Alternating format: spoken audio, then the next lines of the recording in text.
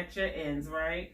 And yes, your ends are probably far more open than I want them to be.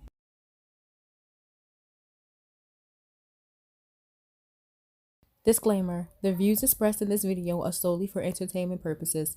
This is just a video to help those who have, are thinking about getting, or want sister locks. Ultimately, you have to choose the right thing to do for your hair.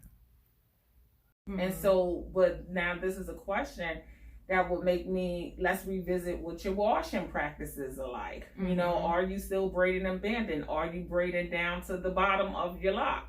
Are you putting the bands securely around the end, so that way, because remember, when water hits your hair, and I am one of these people, and I'll tell you now, my clients, I all that spraying rose water, that stuff is so unnecessary to me. I don't spritz my hair. I have never in 3 years had to spritz. I drink.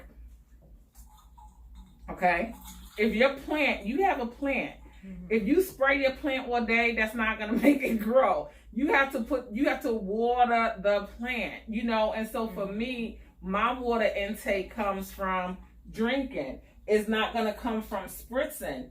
And so I'm not giving nobody no recommendations, but I have seen that the majority of my clients who have come in here needing repair, it has been due to water. And so you think about your hair and what your hair has been doing your whole life. You think about how, you know, if you wash your hair, you let it dry, how it goes into this bush. Well, think about the fact that you have these locks. If you put water on it, if there's 1 or 2 strands in your head, those 1 or 2 strands is going to try to do what it does naturally because it's free. Think about you. If you've been trapped in the house and you was able to get free, what are you going to do? You're going to do what's comfortable to you. That's what happens. So now you're not braiding not properly, branding properly, leaving them on, whatever. You got this water, you're spraying, your hair is going to revert back to its natural state. And so then we see these puffy ends, right? Or we see, you know, this frizz or whatever. And I mean, other things can cause it. But once again, my thing is I will want to know. And then even if you are braiding and banding and you are doing it properly, I want to know, well, how are you taking them loose? Are you pulling at the ends? Are you snagging at the ends, something that could compromise the integrity of the ends? Those are things to consider. By no means, and this mask is getting on my nerves, so I'm sorry that I keep having to adjust it, but by no means, you know, am I here to tell you what to do and not to do, but I would just say consider what's happening, you know.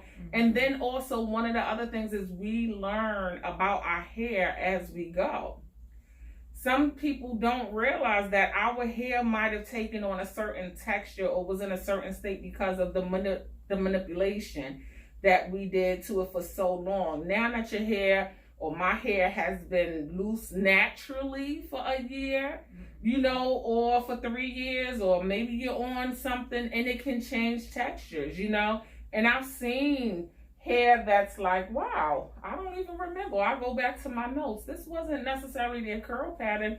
Something's changed, you know. And so it can be a host of things, but I always say, if you see that there's a difference from when you started to where you are now, I would say, what are you doing differently than what you were doing originally? Okay.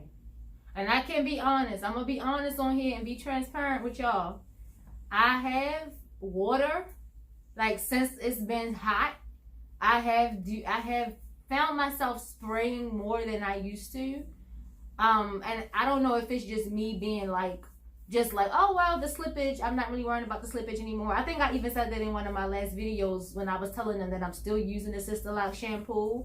But I have been a little more comfortable with spritzing just because of the phase my locks are in now. But again, I didn't even know, like, I didn't even think about that still affecting my ends in a, you know, not necessarily the best way. So now that you brought that up, I definitely need to make sure, you know. And with my braiding and banding, I still do braid and band, but I'm not gonna lie either, I kind of got a little lazy, so I don't do as many like braids as I used to. I kind of like bunch them up kind of to make bigger braids, so I'm doing it in less time. So I feel like, and this is a good moment to have on camera with y'all, because so I kind of feel like that's definitely something that, since it's been brought back to my attention, I need to go back to my old ways. Like kind of how I was at first, like real strict with myself and doing everything by the book. Now I feel like I need to kind of revert back to that, you know, because I didn't even, like my ends, I don't know what they supposed to do and really not. So now that you said that though, that's a good point. And I've been spritzing. I have been spritzing because they just starting to look so like a little more drier to me. And I think too, I noticed my hair color has changed a little. So I've always been known to be like a 1B when my mother would buy my braiding hair and I would get my hair braided.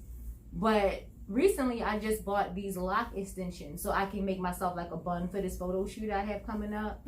And I bought them in a 1B, and when I got them, I'm like, this is not my color. I'm a 4. Like my hair has turned to this like brown color, and I'm just like, when did this happen?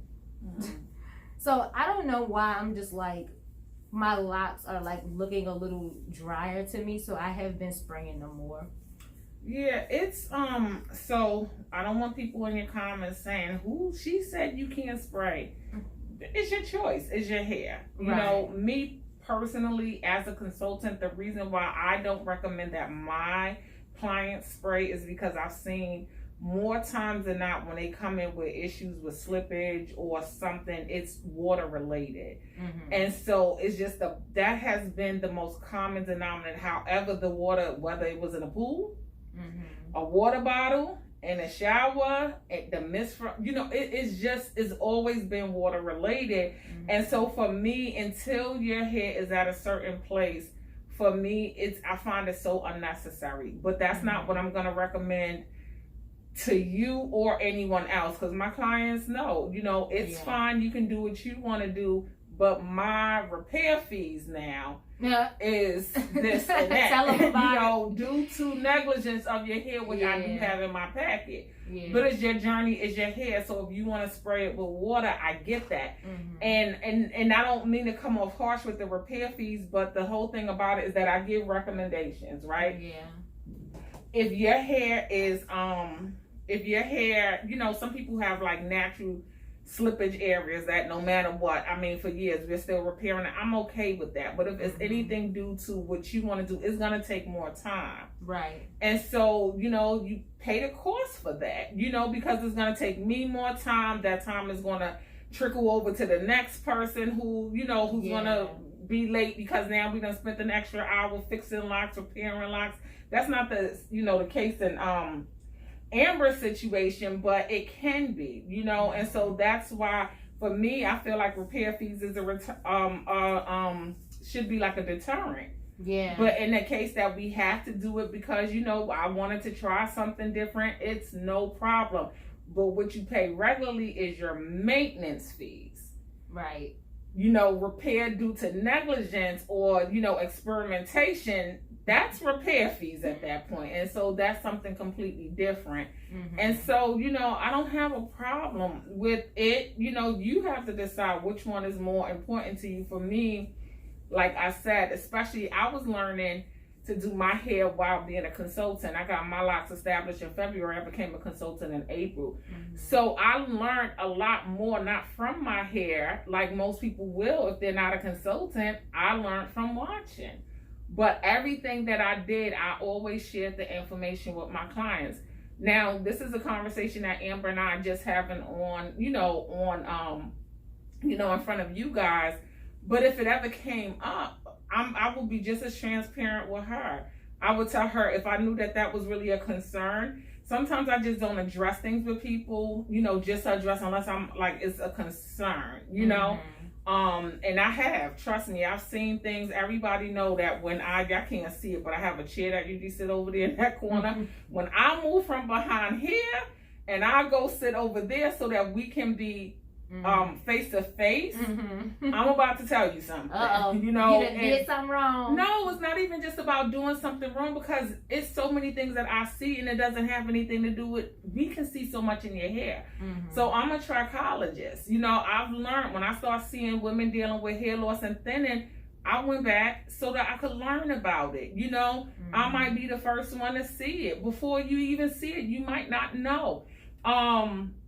There's so many different things that we might be dealing with our hair. And it's like, let's talk about it. Because one of the things is that I'm not going to sit here and say, I'm not going to accuse somebody of doing something and I don't know what they're doing. We have to talk. I want to ask the questions. And then we'll draw the conclusion. I gave her information while I'm giving you guys information. Then it made her think about it. But one thing I'm not going to do is just sit there and accuse, because I have had people who I'll say, did you do something with their hair? And they are adamant. They did not do anything with their hair. Oh, no, Nicole, I don't know. I didn't do anything. I'm like, okay, because I'm not going to sit here and call you a liar, even though I've been watching your hair for years and I know that it's different. But okay, you didn't do anything. I have to trust your word on it. But I promise you one thing. Later on in a conversation, it'll come out. So when it come out, we just be ready to talk about it. But obviously, if you felt defensive, you're not ready to talk about it. Yeah. And so, you know, I respect my clients. And so when you're ready, now, if it's something that I feel like I can't let you go another couple weeks with this, I go sit over there.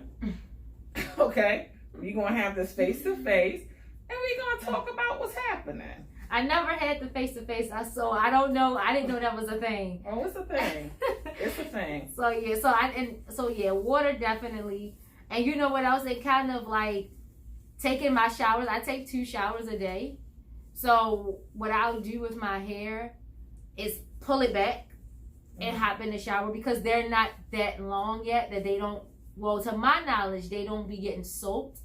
But it is sometimes when I'll take it down and I'll kind of shake and there's a little wetness coming from the locks. So now for me, it's like, this conversation has me thinking to go home, wash the water. You know, wash the water, make sure your hair is properly protected when you take your showers. Because I used to. In the beginning, I really did used to. But now it's kind of like, now that we had the conversation, and it's like, you know, the ends are not really doing what I want them to do because of a situation, now I can change it. You know, like it's not a, like you said, it's not a defense thing, because again, I didn't even notice what was happening. I didn't know anything was going on. And the ultimate goal for me is to have my hair locked. So if that's what I want, then I need to make changes to make it happen, you know? Like when I worked in my, government job, we used to always say that you have policy and then you have practice. You know, in the beginning, you reading policy. And my clients, they get a policy because I have a 7-page packet explaining everything very detailed. And I'm not sure if Amber got this in her gift bag when she came, because she came like right after the pandemic, and so I didn't have access to everything. But usually all of my clients get like a shower cap in their gift bag. So maybe she didn't get it or not, but I usually give a shower cap. Okay, well, she didn't get it, but I usually give a shower cap in the gift bag, because I really thoroughly explain the washing process, the braiding and banding process. And once again, I usually stress about the water, even down to the water pressure when you're washing your hair. But I think over time, once again, forget the policy, it's practice. These are my locks. I know how they behave. I know what I want them to look like. And so that becomes what's happening. And so it's easy to forget what you were doing in the beginning. But this is something that I have adopted, and I strongly believe your locks are only as old as your newest locks. And so if I just added a lock or 2 over here because of slippage, well, to me, you braiding and bending, because if you have moved on to using conditioner and stuff like that, those locks are not going to survive. So for me, I just recommend you continue to braid and bend, because slippage is still an issue. Just because, certain parts of your lock has settled, we have to remember that slippage is not just a whole lock coming out. Slippage could happen here, slippage could happen here, slippage could happen there, and it's all for different reasons. There's slippage that occurs you know, for if you get a hole in your lock, like when we tell people don't use bobby pins in your head, you know, or those hairpins, I should say, because they can put a hole in your lock. Mm-hmm. You get a hole in your lock, the next thing you know, you coming in here, and I've seen on social media, well, what's this? You have a lock up here, loose hair here, mm-hmm. a lock down here, because somewhere there wind up being a hole in that lock. It compromised the lock, and so it's slippage. Yeah. So sometimes we do gotta kind of go back because we're not just 100% where we thought we were in our process. Yeah. And so, you know, and it's okay. You know, it's okay. That's why if you're really concerned for your hair, can you just straighten up a little bit? Mm-hmm. If you're someone who's really concerned about your hair, like Amber really is, you know, don't think she's not. Amber from day one has really been concerned about every aspect of it. They know. Right. But they probably like, this girl was too serious. Right. But if you are, you're going, you look for the videos. But I always try to, and I stress this 100%, talk to your consultant. Mm-hmm. And if you have a consultant that you can't talk to, then find somebody else, because they're in your head. I still ask my consultant, what does it look like in there? Mm-hmm. It doesn't matter that I have however many clients I have, and I'm in SISTERLOCKS in their hair every day. What's happening with my locks? I don't go to YouTube. I don't go to anybody. I need her to tell me, because she sees what's in my head. Mm-hmm. And then, you know, we can share what we learn. We could give different things. But even when you're on here and you have these discussions, go take it back to your consultant and talk about it. Mm-hmm. You know, and I'll tell you, if you find a product, oh yeah, sure, you can use it. However, yep. You know, you can use it if that's what you learned, and I do that because it happened to me, which is why I stay out of the groups. Looking for a shampoo, and I wound up taking somebody's recommendation, and it worked for them, but it did not work for me. But it was going to cost me because it did damage to my hair. Mm-hmm. And so, you know, I'm really big on that one. Yeah. I'm really big on that one, and I hope consultants, if you're watching, you know, this is a part of it. You got to be open and talking and sharing, and if you don't know, talk to other consultants, and consultants do, you know, that I do. No, we ask questions, but we got to be open and got to be someone that, you know, our clients feel like they can come and talk to. Thanks for watching. Please share, comment, and like this video if you would like to see more locked in chats in the future. And until next time, Amber Denise out.